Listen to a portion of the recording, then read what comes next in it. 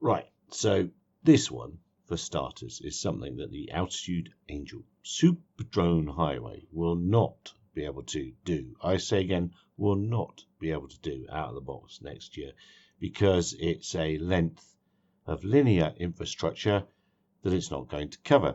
In this case, it's the M40, and yesterday I said, people doing linear infrastructure inspections or stuff like that, it would be really useful for it. So, yeah, it's not going to cover this, but it's such an obvious candidate, isn't it, the M40? So I've got airborne from my operational base of Wellersbourne, Mountford, and I've transited up to the north, and you can see a little bit of pink airspace. You can see I'm using Mission Planner and RG-Pilot.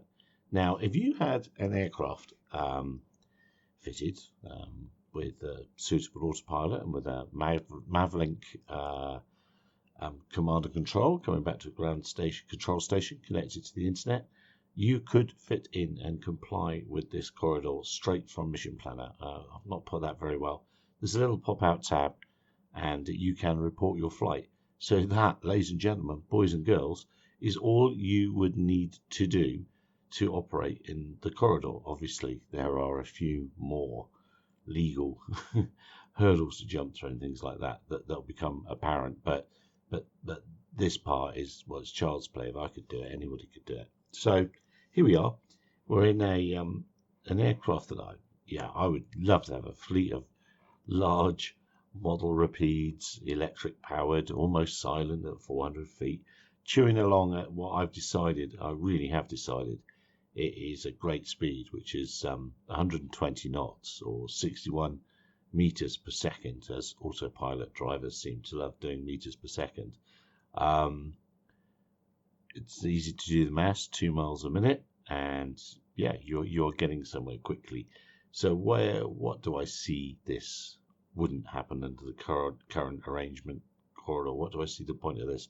I see the point of this as being a way of having a platform patrolling something, a railway, a power line, a highway, and then diving off if there's a call as required, perhaps fire service, I don't know, the police might need it, and putting itself over whatever that is quite quickly. And if the platform was persistent enough, maybe you could have something that could do, I don't know, maybe you could have one flying all day, one flying all night, going up and down different bits of stuff. It's long been a desire of large platform manufacturers, Thales in particular. Thales are all over the idea of having high-flying, long endurance machines that they sell the data from to the appropriate service that requires it. So, there's a problem, a robbery, put it over the top and the police grab the data and pay for it. There's a fire, put it over the top or nearby and the fire service pay for the data, and so on and so forth. And in the time when there are no emergencies, which if life's nice, we'd hope would be all the time, it's doing mapping for agriculture or whatever. It's just getting on with other tasks. So that's long been one of their dreams. But of course, if it's a high altitude platform, it's going to have much bigger sensors. It's got to be a bigger thing. And it's not going to get super duper granular data that's going to get low level good. Having said that, I think 400 feet as this is too low. Now I should say, so this is just a waypoint route. And it is using the shuttle terrain data to just keep the thing roughly at the right height. So later on, I'll keep it running. It shouldn't hit the Chilterns later on. So it's going to be a bit like watching paint dry, but if it helps you consider things, as it helps me to consider things, to visualize things, then all is good. What you can do, so as there, you can go, and we're in auto, but if we right click the map in Mission Planner, it will make its way to wherever we've right clicked. We can change the altitude that it arrives at there, and it would orbit it. So let's imagine something's just happened in that village, the name of which I've already forgotten. So I will zoom in and try and remember the name of the village I just clicked. There's skullduggery in the playground, or I don't know, there's a fire or something. So we can task the aircraft quickly over there. Not sure how the Altitude Angel guys are handling that sort of dynamic tasking. I'm sure they have a plan. That surely has got to be one of the most useful sort of use cases, is to have a loitering platform.